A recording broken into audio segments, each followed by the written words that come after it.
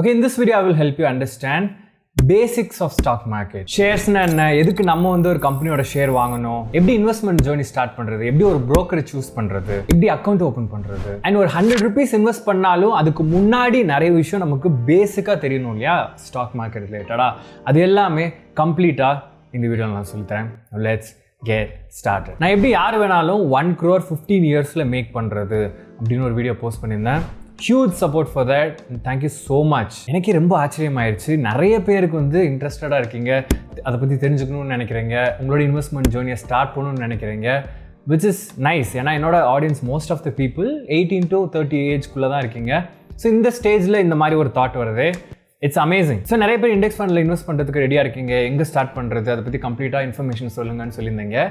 அது கண்டிப்பாக நெக்ஸ்ட் வீடியோவில் வருது. பட் அதுக்கு முன்னாடி நம்ம கையிலேருந்து ஒரு பணம் போகுதுன்னா எங்கே போகுது, எதுக்கு போகுது, அந்த பணம் என்னெல்லாம் பண்ண போகுது, அதுக்கான செட்டப்லாம் எப்படி இருக்கணும் அப்படின்ற இந்த அக்கௌண்ட் ஓப்பனிங்லேருந்து நம்ம மொத்த ஸ்டாக் மார்க்கெட்டில் என்னென்ன நடக்குதுங்கிற ஒரு பேசிக் டீட்டெயில் தெரிஞ்சால் தானே நம்ம வந்து ஓகே நம்ம பணம் போடுறோம் அப்படின்னு ஒரு ஓனராக எங்கே போகுது நம்ம பணம்ன்றது நமக்கு தெரியணும். அந்த பேசிக்ஸ்லாம் தெரிஞ்சுட்டு அதுக்கப்புறம் இன்வெஸ்ட் பண்ணுறது ஒரு கரெக்டான வேன்னு நான் நினைக்கிறேன். ஸோ இந்த வீடியோவில் ஸ்பெசிஃபிக்காக இண்டெக்ஸ் ஃபண்ட் இன்வெஸ்ட் பண்ணுறதுக்கு முன்னாடி என்னென்ன செட்டப்லாம் பண்ணலாம் அப்படின்றத நான் கிளியராக எக்ஸ்பிளைன் பண்ணுறேன். And please check coffee can இன்வெஸ்டிங்கோட book summary in Kuku FM. Stock market பற்றி தமிழில் தெரிஞ்சுக்கிறதுக்கு இது ரொம்பவே ஹெல்ப்ஃபுல்லாக இருக்கும். And Kuku FM is India's largest audio shows platform with over 5,000+ hours of content library. App download link plus special coupon code in the description. First 250 usersக்கு 50% discount, which means per year 399 கிடையாது, just 199. Download now. First நம்ம understand பண்ணிக்க வேண்டியது stock market எதுக்காக இருக்கு அப்படின்றது. Let's say ஒரு company run ஆகிட்டு இருக்கு, அந்த கம்பெனி வந்து ஓரளவுக்கு எஸ்டாப்ளிஷ் ஆகிட்டாங்க, நல்லா ரன் பண்ணிட்டு இருக்காங்க. அவங்க வந்து அந்த கம்பெனியை நெக்ஸ்ட் லெவலுக்கு எடுத்துட்டு போகணும் அப்படின்னு டிசைட் பண்றாங்க அப்படின்னா அவங்களுக்கு பணம் தேவைப்படுது, கேபிட்டல் தேவைப்படுது. அப்போ வந்து அவங்களோட கம்பெனியை க்ரோ பண்ணுறதுக்கு ஃபர்ஸ்ட் ஸ்டெப்பாக என்ன எடுப்பாங்கன்னா இன்வெஸ்டர்ஸ் கிட்ட போவாங்க. இந்த மிகப்பெரிய இன்வெஸ்டர்ஸ்லாம் அந்த கம்பெனி என்ன பண்ணிட்டு இருக்காங்கிறத அனலைஸ் பண்ணிட்டு ஓகே இந்த கம்பெனிக்கு உண்மையிலே பொட்டன்ஷியல் இருக்கு, இது க்ரோ ஆகும் ஃபியூச்சரில், நான் வந்து என்னோட பணத்தை இந்த கம்பெனியில் இன்வெஸ்ட் பண்ணுறேன், அதுக்கு பதிலாக அந்த கம்பெனி ஒரு போர்ஷன் ஆஃப் த ஷேரை எனக்கு கொடுத்துடணும் அப்படின்றதான் அக்ரிமெண்ட்டாக இருக்கும். இட்ஸ் ஏன்னு ஒரு கம்பெனி இருக்குன்னா அந்த கம்பெனியோட மொத்த வேல்யூவேஷன் எவ்வளோன்றதை கால்குலேட் பண்ணுவாங்க. அந்த கம்பெனியோட வேல்யூவேஷன் 100 ரூபாய் வருதுன்னு வச்சுக்கலாம். அப்போ இந்த இன்வெஸ்டர் ஓகே 10% ஆஃப் த உங்கள் மொத்த கம்பெனியோட ஷேரை நான் ஓன் பண்ணிக்கிறேன், அதுக்கு பதிலாக நான் 10 ரூபாய் உங்களுக்கு கொடுக்குறேன் அப்படின்னு இன்வெஸ்டர் கொடுப்பாங்க. அந்த 10 ரூபாயை வச்சு இந்த கம்பெனி அவங்கள இன்னும் க்ரோ பண்ணுறதுக்கு அதை யூஸ் பண்ணிக்குவாங்க. ஸோ இந்த கம்பெனி க்ரோ ஆக அந்த 10 ஷேரோட வேல்யூவும் க்ரோ ஆகும். அப்போ இன்வெஸ்டருக்கு அது லாபமாக மாறும். அப்படியே ஒரு 2 வருஷம் 3 வருஷம் 4 வருஷம் ஆகிறப்ப அது எவ்வளோ நாள் வேணால் ஆகலாம். ஒரு பாயிண்ட்ல என்ன ஆகும்னா இந்த கம்பெனியோட வேல்யூவேஷன் ரொம்ப அதிகமாகும், ஒரு 300-400க்கு ஆயிரும். அப்போ இந்த இன்வெஸ்டருக்கு ஒரு ஆப்ஷன் இருக்கும், நம்ம இன்னும் இந்த ஷேரை ஹோல்ட் பண்ணலாமா இல்லை இந்த ஷேர்லாம் வித்துட்டு அதை பணமாக மாற்றி நம்ம வச்சுக்கலாமான்ற ஒரு ஆப்ஷன் உங்களுக்கு கிடைக்கும் இல்லையா. அப்போ இந்த ஷேர்லாம் திரும்ப கம்பெனிகிட்டே கொடுத்து காசு வாங்க முடியாது, அதுவும் ஒரு ஆப்ஷன் தான். பட் அதுக்காக ஒன்று தான் இந்த இனிஷியல் பப்ளிக் ஆஃபரிங் சொல்லுவாங்க. அங்கே தான் இந்த மொத்த ஷேர் மார்க்கெட்டுமே வருது. இது ஒன் ஆஃப் த வேஸ். இந்த மாதிரி நிறைய ரீசனுக்காக ஒரு கம்பெனி இனிஷியல் பப்ளிக் ஆஃபரிங் அப்படின்ற ஒரு பொசிஷனுக்கு வருவாங்க. அப்படின்னா ஷேர் மார்க்கெட்டில் எங்கள் கம்பெனியோட கொஞ்சம் ஷேரை கொடுக்குறோம், பப்ளிக்காக கொடுக்குறோம், பப்ளிக் அதை வாங்கிட்டு அந்த கேபிட்டல் நாங்கள் எங்களோட கம்பெனியை க்ரோ பண்ணுறதுக்கு யூஸ் பண்ணிக்குவோம். இதுதான் மொத்த கான்செப்ட்டுமே. இதனால தான் ஒரு கம்பெனி ஷேர் மார்க்கெட்டுக்குள்ளே வர்றதுக்கான ரீசனே. எப்படி இனிஷியலாக ஒரு இன்வெஸ்டர் ஒரு கம்பெனியில் இன்வெஸ்ட் பண்ணுறது மூலயமா அவங்க ஷேரை வாங்கிக்கிட்டு அந்த ஷேரோட வேல்யூ கூடுறது மூலயமா இந்த இன்வெஸ்டருக்கும் அவங்களுக்கு மணி கூடுதோ, அதே மாதிரி ஒரு சின்ன போர்ஷன் அவங்க எப்படி 10% ஆஃப் த கம்பெனியை ஓன் பண்ணுறாங்களோ அதே மாதிரி ஒரு ரீட்டைல் இன்வெஸ்டர் நினச்சா 0.001% ஆஃப் த கம்பெனி, இந்த மாதிரி ரொம்ப கம்மியான அமௌண்ட் ஆஃப் த ஷேரை நம்ம ஓன் பண்ணிக்கலாம் அஸ் எ ரீட்டைல் இன்வெஸ்டராக. ரீட்டைல் இன்வெஸ்டராக நான் நீங்கள் நம்ம எல்லாருமே ரீட்டைல் இன்வெஸ்டர் தான். ஸோ நம்மளும் அந்த ஷேரை வாங்குறது மூலமா அந்த கம்பெனியோட ஓனர்ஷிப்குள்ளே நம்ம வந்துடும். இந்த ஷேர்னு சொல்கிறப்போ நான் என்ன மீன் பண்ணுறேன்னா, நான் ஆல்ரெடி சொன்ன மாதிரி ஒரு கம்பெனி அதோட சைஸ்ன்னு ஒன்று இருக்கும் இல்லையா. அப்போ வந்து எவ்வளோ % ஆஃப் த கம்பெனியை நம்ம வந்து பப்ளிக்கு இன்வெஸ்ட் பண்ணுறதுக்கு கொடுக்கலான்னு அவங்க டிசைட் பண்ணுறப்போ இந்த மொத்த கம்பெனியுமே ஒரு மில்லியன்ஸ் ஆஃப் ஷேரை கூட பிரிப்பாங்க, இல்லை ஹண்ட்ரட்ஸ் ஆஃப் ஷேர்ஸாக கூட பிரிப்பாங்க. இந்த ஷேர் நான் சொல்கிறேன்ல, அது ஒன்றும் இல்லை, ஒரு கம்பெனியோட ஒரு சின்ன பாகம், ஒரு சின்ன பீஸ் ஆஃப் த பிஸ்னஸ்ன்னு சொல்லுவோம். இப்போ நான் வந்து ஷேர் மார்க்கெட்டில் என்னோட கம்பெனியை லிஸ்ட் பண்ணணும் அப்படின்னு நினச்சேன்னா நான் என்ன பண்ணலான்னா, நான் ஆல்ரெடி சொன்ன மாதிரி என்னோட மொத்த கம்பெனியோட வேல்யூவேஷன் எவ்வளோன்னு பார்த்துட்டு அதை நிறைய பீசஸாக கன்வெர்ட் பண்ணிடலாம். அதை தான் ஷேர்னு சொல்லுவோம். லெட்ஸ் சே நான் வந்து ஒரு மில்லியன் பீசஸாக நான் கன்வெர்ட் பண்ணுறேன். ஒரு பீஸ்க்கும் ஒரு வேல்யூ இருக்கும் இல்லையா, அதுதான் ஒரு ஷேரோட வேல்யூ. அதை ஷேர் மார்க்கெட்டில் லிஸ்ட் பண்ணோம்னா மக்கள் வாங்குறப்போ விற்கிறப்போ அதோட ஷேரோட ப்ரைஸ் மேலேயும் கீழேயும் போயிட்டே இருக்கும். இது வந்து ஒரு ஹை லெவல் அண்டர்ஸ்டாண்டிங். இந்த அண்டர்ஸ்டாண்டிங் நமக்கு ஃபர்ஸ்ட் இருக்கணும். ஓகே, இப்போ செகண்ட் நம்ம தெரிஞ்சுக்க வேண்டியது என்னன்னா, ஒரு கம்பெனி இந்த மாதிரி அவங்களோட ஷேர்ஸ்லாம் லிஸ்ட் பண்ணுறாங்கன்னா எங்கே லிஸ்ட் பண்ணுவாங்க? தட்ஸ் த நெக்ஸ்ட் கொஸ்டின் இல்லையா? அதுதான் Bombay stock exchange, national stock எக்ஸ்சேஞ்சுன்னு 2 எக்ஸ்சேஞ்சஸ் இந்தியாவில் இருக்கு. இங்க வந்து அவங்களோட கம்பெனிஸை லிஸ்ட் பண்ணுவாங்க. இது ரெண்டுமே under government control. So that எல்லாமே கரெக்டாக ப்ராப்பராக அது ஒர்க் ஆகிறதுக்கு நம்ம எதுவும் இதை பற்றிலாம் யோசிக்கணும்னு அவசியம் கிடையாது. It's under government control. Every thing is working perfectly fine. So இப்போ நம்ம போயிட்டு இந்த பாம்பே ஸ்டாக் எக்ஸ்சேஞ்ச்லையோ இந்த நேஷனல் ஸ்டாக் எக்ஸ்சேஞ்ச்லையோ டேரெக்டாக போயிட்டு எனக்கு இந்த கம்பெனியோட ஷேர் கொடுங்கன்னு கேட்க முடியாது. அப்படி கேட்டால் மொத்த இந்தியாவுமே ஸ்டாக் எக்ஸ்சேஞ்ச் போய் முன்னாடி தான் நிற்கும்.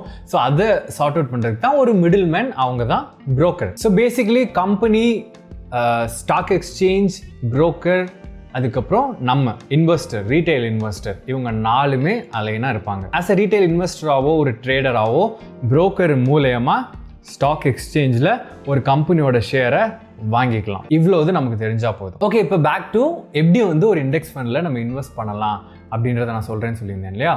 ஸோ ஃபர்ஸ்ட் இண்டெக்ஸ் ஃபண்ட்னா என்ன? நான் ஆல்ரெடி சொன்ன மாதிரி ஒரு கம்பெனியும் பாம்பே ஸ்டாக் எக்ஸ்சேஞ்ச்லையும் நேஷனல் ஸ்டாக் எக்ஸ்சேஞ்ச்லையும் அவங்களோட கம்பெனியோட ஷேரை லிஸ்ட் பண்ணுவாங்கன்னு சொன்னேன் இல்லையா? இப்படி லிஸ்ட் பண்ணுறப்போ ஒவ்வொரு கம்பெனியும் ஒவ்வொரு மாதிரி அவங்க வந்து பெர்ஃபார்ம் பண்ணிட்டு இருப்பாங்க. அது வந்து இந்த ஷேர்லையும் ரிஃப்ளெக்ட் ஆகும். அப்படி லிஸ்ட் ஆகிற கம்பெனிஸில் அது எக்கச்சக்கமாக இருக்குது. ஒரு 2000, 2500 எவ்வளோ வேணாலும் இருக்கலாம், லட்சக்கணக்கில் கூட கம்பெனிஸ் இருக்கலாம். அது நமக்கு முக்கியம் கிடையாது. பட் அவ்வளோ கம்பெனிஸில் டாப் பெர்ஃபார்மிங் கம்பெனிஸ் இருக்கும் இல்லையா? அதை மட்டும் தான் நம்ம ஃபோக்கஸ் பண்ண போகிறோம். ஏன்னா அவங்க தான் கேரண்டீடாக ரிட்டர்ன் கொடுக்க போகிறாங்க. அதுக்கு கீழே இருக்க கம்பெனிஸ்லாம் சரியாக பெர்ஃபார்ம் பண்ணலங்கிறது தான் கீழே இருக்குது. ஸோ அதை நம்ம கண்டுக்க போகிறது கிடையாது. அதனால தான் நம்ம இண்டெக்ஸை ஃபோக்கஸ் பண்ணுறோம். Index as in top companies 1, 2, 3, 4, 5 இருக்கு இல்லையா? இதை தான் நம்ம இண்டெக்ஸ்னு சொல்லுவோம். அது எவ்வளோ தூரத்துக்கு நமக்கு வேணும்? ஃபர்ஸ்ட் 50 கம்பெனிஸ் வேணுமா, ஃபர்ஸ்ட் 100 கம்பெனிஸ் நமக்கு வேணுமாங்கிறதுக்கு ஏற்ற மாதிரி அவங்க பேர் வச்சுக்குவாங்க. For example, national stock exchange கீழே வர்ற ஃபர்ஸ்ட் 50 கம்பெனிஸை நிஃப்டி 50ன்னு சொல்லுவாங்க. பாம்பே ஸ்டாக் எக்ஸ்சேஞ்சு கீழே வர ஃபர்ஸ்ட் 30 கம்பெனிஸை சென்செக்ஸ்ன்னு சொல்லுவாங்க. இது ரெண்டுமே இண்டெக்ஸ் அப்படின்றத இப்போ ஞாபகத்தில் வச்சுக்கலாம். இப்போ ஒரு கன்ஃபியூஷன் என்ன வரும்? எதுக்கு என்எஸ்சி பிஎஸ்சின்னு 2 இருக்கு? ரெண்டுமே கிட்டத்தட்ட ஒன்று தான், பட் டிஃப்ரெண்ட் எக்ஸ்சேஞ்சஸ், அவ்வளோதான். இந்த என்எஸ்சி கீழே வர first 50 companies Nifty 50, Bombay stock exchange கீழே வர ஃபர்ஸ்ட் 30 கம்பெனிஸ் சென்செக்ஸ். பட் இதில் எல்லா கம்பெனிஸுமே இதில் இருக்க தான் இதுலேயும் இருக்கும். Very simple sir. இப்போ நம்ம இண்டெக்ஸ் ஃபண்ட்ல இன்வெஸ்ட் பண்ண போறோம்னா இந்த நிஃப்டி 50ல இண்டெக்ஸ் பண்ணலாம், சென்செக்ஸ்ல இண்டெக்ஸ் பண்ணலாம். கிட்டத்தட்ட இது ரெண்டுமே டாப் கம்பெனிஸ் இந்த ரெஸ்பெக்டிவ் எக்ஸ்சேஞ்சஸ் ஞாபகத்தில் வச்சுக்கலாம். ஓகே, நெக்ஸ்ட் கொஸ்டின், நான் எதுக்கு இந்த இண்டெக்ஸ்ல இன்வெஸ்ட் பண்ணணும்? எவ்வளவோ தனித்தனியாக கூட இன்வெஸ்ட் பண்ணலாம் இல்லையா? இந்தியாவில் இருக்க அந்த ஃபர்ஸ்ட் டாப்ல இருக்க அந்த ஒரு கம்பெனியில் மட்டும் இன்வெஸ்ட் பண்ணா எனக்கு நிறைய காசு வந்துடும் இல்லையா? நான் ஏன் வந்துட்டு இந்த டாப் 50லையுமே இன்வெஸ்ட் பண்ணணும், இல்லை இந்த பிஎஸ்சிலேருந்து வர இந்த டாப் 30லையுமே இன்வெஸ்ட் பண்ணணும் அப்படின்னு ஒரு கொஸ்டின் வரும். அதுக்கு என்ன எக்ஸ்பிளனேஷன்னா, இந்த ஒரே ஒரு கம்பெனியை மட்டும் இன்வெஸ்ட் பண்ணுறப்போ ஒரு பிரச்சனை என்ன ஆகும் அப்படின்னா, அந்த கம்பெனி பெர்ஃபார்ம் பண்ணாமல் போகிறதுக்கு நிறைய வாய்ப்பு இருக்குது. அப்படி ஆச்சுன்னா நம்மளோட மணி வந்து வேல்யூ ரொம்ப குறைஞ்சிரும் இல்லையா ஒரே டைமில். அப்போ நம்ம என்ன பண்ணணும், டிஃப்ரெண்ட் கம்பெனியில் இன்வெஸ்ட் பண்ணுறப்போ பாதி கம்பெனிஸோட ஷேர் வந்து மேலே போகிறப்போ நம்மளோட ப்ராஃபிட்டும் மேலே போகும், பாதி கம்பெனிஸோட வேல்யூ வந்து கீழே போகிறப்போ ஓரளவுக்கு பேலன்ஸ்டாக அதை பார்த்துக்கிறதுக்காக தான் நிறைய கம்பெனிஸில் ஒரே நேரத்தில் நம்ம இன்வெஸ்ட் பண்ணணும். அதுவும் டாப்பாக இருக்க எல்லா கம்பெனிஸ்லையுமே ஒரே நேரத்தில் நம்ம டைவர்ஸ்டாக இன்வெஸ்ட் பண்ணோம்னா ஒரு கம்பெனி பெர்ஃபார்ம் பண்ணலைனாலும் ஆவரேஜாக பார்க்குறப்போ மொத்தமாக ஒரு ப்ராஃபிட் சைடில் இருக்கும். இதுதான் பேசிக்கான கான்செப்ட். ஸோ நமக்கு ரிஸ்க்கும் வந்து ரொம்ப ரொம்ப கம்மியாக இருக்கும். இந்த எக்ஸாக்ட் ரீசன்னால தான் நம்ம வந்து இண்டெக்ஸ் ஃபண்டில் இன்வெஸ்ட் பண்ணலாம் அப்படின்ற ஒரு கன்க்ளூஷனுக்கு வந்திருக்கோம். ஓகே, இப்போ எல்லாமே எனக்கு புரிஞ்சிருச்சு. ஷேர் மார்க்கெட் எதுக்கு இருக்கு புரிஞ்சிருச்சு, கம்பெனிஸ் ஏன் அங்கே லிஸ்ட் பண்ணுறாங்கிறது புரிஞ்சிருச்சு, எக்ஸ்சேஞ்ச்னா என்னன்றது புரிஞ்சிருச்சு, இண்டெக்ஸ் ஃபண்ட் எதுக்கு இருக்குன்னு புரிஞ்சிருச்சு, நம்ம ஏன் இண்டெக்ஸ் ஃபண்டில் இன்வெஸ்ட் பண்ணணுங்கிறதும் புரிஞ்சிருச்சு. ஓகே, இப்போ வந்து நம்ம ரெடி ஆயாச்சு இன்வெஸ்ட் பண்றதுக்கு. இப்போ நம்ம என்ன பண்ணணும்னா ஒரு ட்ரேடிங் அக்கௌண்ட்டும் ஒரு டிமேட் அக்கௌண்ட்டும் ஓபன் பண்ணணும். ஃபர்ஸ்ட் இந்த ட்ரேடிங் அக்கௌண்ட்னா என்ன, டிமேட் அக்கௌண்ட்னா என்னன்றதை நான் கிளீனா எக்ஸ்பிளைன் பண்றேன். அதுக்கப்புறம் அது எப்படி ஓபன் பண்றதுன்னு பார்க்கலாம். ட்ரேடிங் அக்கௌண்ட்னா என்னன்னா, நான் ஆல்ரெடி சொன்ன மாதிரி கம்பெனியோட ஷேர்ஸ் எல்லாமே ஒரு எக்ஸ்சேஞ்சில் லிஸ்ட் ஆயிருக்கும். அதை நம்ம டைரெக்டாக வாங்க முடியாதுன்னு சொன்னேன் இல்லையா? அதுக்கு ஒரு மிடில் மேனாக புரோக்கர் இருப்பாங்க. இந்த புரோக்கர் வந்து ஒரு ட்ரேடிங் அக்கௌண்ட்டையும் ஒரு டிமேட் அக்கௌண்ட்டையும் நமக்கு ஓப்பன் பண்ணி தருவாங்க. அதுக்காக தான் புரோக்கர் இருக்காங்க. ஸோ ஒன்ஸ் நம்ம ட்ரேடிங் அக்கௌண்ட் ஓப்பன் பண்ணியாச்சுன்னா ஒரு எக்ஸ்சேஞ்சில் அந்த ட்ரேடிங் அக்கௌண்ட்டை யூஸ் பண்ணி ஒரு ஷேரை வாங்குறதுக்கோ விற்கிறதுக்கோ மட்டும்தான் அந்த ட்ரேடிங் அக்கௌண்ட் யூஸ் ஆகும், வேற எதுக்குமே யூஸ் ஆகாது. இந்த ட்ரேடிங் அக்கௌண்ட் கூட சேர்ந்து ஒரு டிமேட் அக்கௌண்ட் ஓப்பன் பண்ணணும்னு சொன்னேன் இல்லையா? டிமேட் அக்கௌண்ட்னா டிமெட்டீரியலைஸ்ட் அக்கௌண்ட். அது பேசிக்கா என்னன்னா, முன்னாடிலாம் வந்து ஒரு கம்பெனியில் ஒரு ஷேர் வாங்கணும்னா எல்லாமே பேப்பரில் இருக்கும்.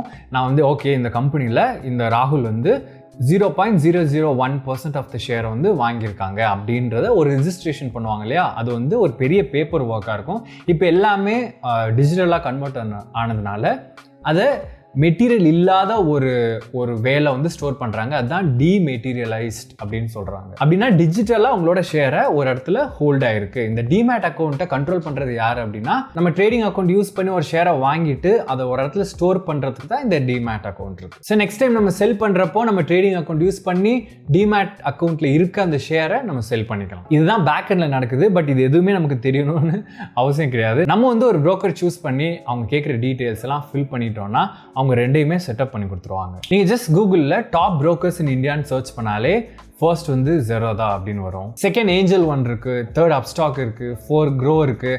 இந்த மாதிரி நிறைய கம்பெனிஸ் இருக்குது. நம்ம டாப் 5ல் உங்களுக்கு எது வேணாலும் சூஸ் பண்ணிக்கலாம். நிறைய பேருக்கு ஒரு டவுட் இருக்கும், நான் எப்படி புரோக்கரை நம்புறது, காசெல்லாம் ஏமாற்றிட்டாங்க அப்படின்னா. அப்படிலாம் ஏமாத்துறதுக்கு வாய்ப்பே இல்லை. புரோக்கரோட வேலை என்னன்னா நம்ம சொல்கிறத செய்கிறது. ஹே, இந்த கம்பெனியில் எனக்கு இத்தனை ஷேர் வேணும், நான் பே பண்ணுறேன், அதை வாங்கி கொடு எனக்கு அப்படின்னா அதை மட்டும்தான் அவங்க எக்ஸிக்யூட் பண்ணி தருவாங்க. அதுக்கு ஒரு கம்மியாக ஒரு கமிஷன் வாங்குவாங்க. மற்றபடி நம்மளோட டிமேட் அக்கௌண்ட்டில் இருக்க நான் ஆல்ரெடி சொன்னேன் இல்லையா, நம்ம எக்ஸிக்யூட் பண்ண உடனே அந்த ஷேர்லாம் டிமேட் அக்கௌண்ட்டில் போய் ஸ்டோர் ஆயிரும். ஸோ புரோக்கர் வந்து நம்மளோட பெர்மிஷன் இல்லாமல் அது எடுக்க முடியாது. இது எல்லாமே கம்ப்ளீட்லி கண்ட்ரோல் பை செபி. செபினா securities and exchange board of India.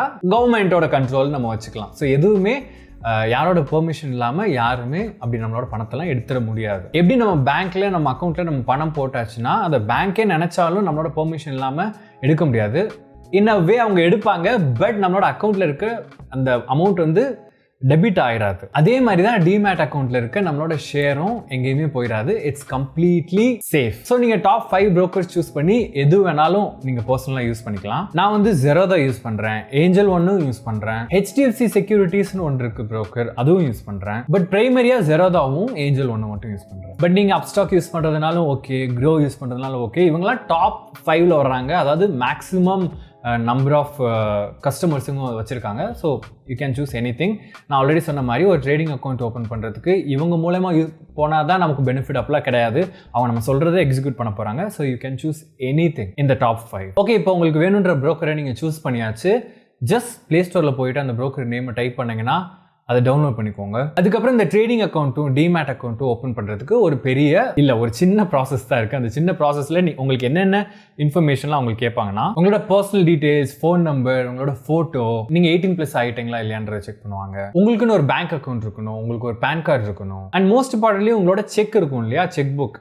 அதுலேருந்து ஒரே ஒரு லீஃபை மட்டும் எடுத்துட்டு அதை கேன்சல் பண்ணி அப்லோட் பண்ண சொல்லுவாங்க. இந்த மாதிரி சிம்பிள் ப்ராசஸ் அதில் ரீட் பண்ணாலே உங்களுக்கே தெரியும். உங்களுக்கு வேணும்னா நான் யூஸ் பண்ணுறது Zerodha, அதுக்கப்புறம் ஏஞ்சல் ஒன்னு சொன்னேன் இல்லையா, இது ரெண்டோட எப்படி அக்கௌண்ட் ஓப்பன் பண்ணுறதுங்கிற கம்ப்ளீட் இன்ஃபர்மேஷன் ஆல்ரெடி யூடியூப்ல இருக்குது. ரெண்டுமே நான் அட்டாச் பண்ணுறேன். உங்களுக்கு நீங்கள் எதை சூஸ் பண்ணுறீங்களோ அதோட டுட்டோரியல் பார்த்துட்டு அதுக்கேற்ற மாதிரி நீங்கள் அக்கௌண்ட் ஓப்பன் பண்ணிக்கலாம். இந்த அக்கௌண்ட் ஓப்பன் பண்ணுறப்ப ஈக்விட்டி அப்படின்ற ஒரு ஆப்ஷனை சூஸ் பண்ணணும். இன் அ சென்ஸ் நம்ம ஷேர்லாம் வாங்குறதுக்கு விற்கிறதுக்கு தான் இந்த அக்கௌண்ட் ஓப்பன் பண்ணுறோம் அப்படின்றத மென்ஷன் பண்ணுறதுக்கு. ஏன்னா அந்த மாதிரி நிறைய கமாடிட்டிஸ், நிறைய டிஃப்ரெண்ட் டைப் ஆஃப் அசெட் கிளாஸஸ்லாம் இருக்குது. ஸோ நம்ம வந்து ஈக்விட்டி ஃபோக்கஸ்டாக இருக்கனால ஈக்விட்டின்னு எங்கேயாச்சும் பார்த்தீங்கன்னா அதை செக் பண்ணிக்கோங்க. அது அந்த டியூட்டோரியல் வீடியோவில் க்ளீனாக சொல்லி தருவாங்க, அதையும் செக் பண்ணிக்கோங்க. ஸோ இப்போ உங்களோட KYC ப்ராசஸ்லாம் முடிஞ்சதுக்கப்புறம் ஒரு 1 or 2 டேஸில் உங்களுக்கு லாகின் கிரெடென்ஷியல்ஸ் வந்துடும். நீங்கள் அப்ஸ்டாக் யூஸ் பண்ணீங்கன்னா அதோட கிரெடென்ஷியல் வச்சு நீங்கள் லாகின் பண்ணிக்கலாம். ஏஞ்சல் ஒன்ல ஓப்பன் பண்ணியிருந்தீங்களா அதோட கிரெடென்ஷியல் வச்சு திரும்ப லாகின் பண்ணிக்கலாம். Zerodhaல ஓப்பன் பண்ணியிருந்தீங்கன்னா உங்களுக்கு கீழே கைட், காயின் 2 அப்ளிகேஷன் இருக்கும்.